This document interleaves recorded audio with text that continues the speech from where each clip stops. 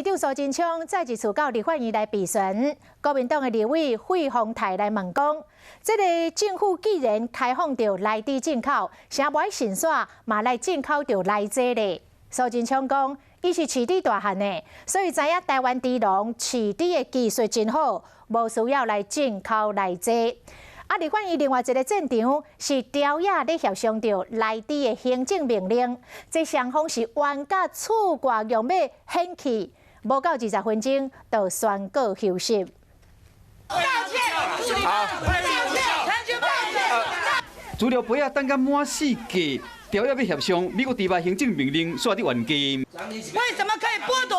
为什么可以剥夺？为什么可以剥夺？程序发言，你也发言，你们就表了程序发言，是你们要表。补办今日一天经济联席会，民进党团透过人数优势表决，开放美国猪肉行政命令审查案是专案保留送议会。国民党团协商这一天用人海技术甲民进党对线。请大家理性，不要激动。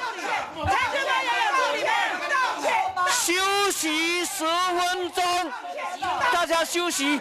场面有够乱，较无20分钟，立法院长游锡堃就宣布休困，不过战场唔那一位尔。行政院长苏贞昌备询，国民党立委费鸿泰直接问讲，是安怎无要进口莱克多巴胺？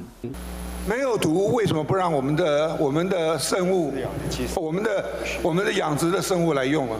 因为我们台湾养殖技术更好，不需要用这个。你讲的是唯心之论？不，我有实际经验。